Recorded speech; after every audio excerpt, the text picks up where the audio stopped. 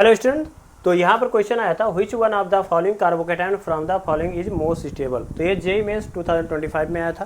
तो देखते हैं कि कौन सा कार्बोकेटायन जो है वो ज़्यादा स्टेबल होता है। तो देखो यहाँ पे अगर देखें तो यहाँ से देख रहे हैं तो ये डबल बॉन्ड कर रहा है, रिजोनेंस कर रहा है। हालांकि यहाँ पर आप क्या कर सकते हो, हाइपर कॉन्जुगेशन की विथ थ्रू दिखा सकते हो। ठीक है, तो यहाँ पर तो हो रहा है यानी रिजोनेंस हो रहा है थ्रू द पाई बॉन्ड। ठीक है, यहाँ पर अगर देखेंगे तो यहाँ पर देख रहे हैं लोन पेयर है और ये क्या करेगा, यहाँ इसको इलेक्ट्रॉन भेजेगा प्लस एम इफेक्ट के थ्रू, और ये जो इलेक्ट्रॉन है ये कहाँ जाएगा, यहाँ पे जाएगा, यानी CH2 को स्टेबलाइज करेगा। तो हमें पता है कि मेसोमेरिक इफेक्ट जो होता है वो ज़्यादा इफेक्टिव होता है या इसका इफेक्ट पड़ता है देन द हाइपर कॉन्जुगेशन।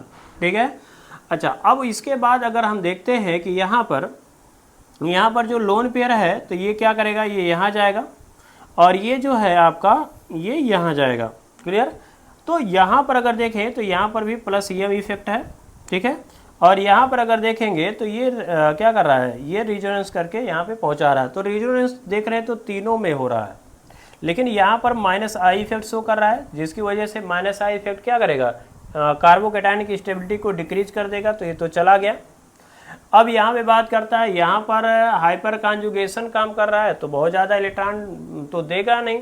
तो इसका मतलब कह सकते हैं कि ये भी के चला गया।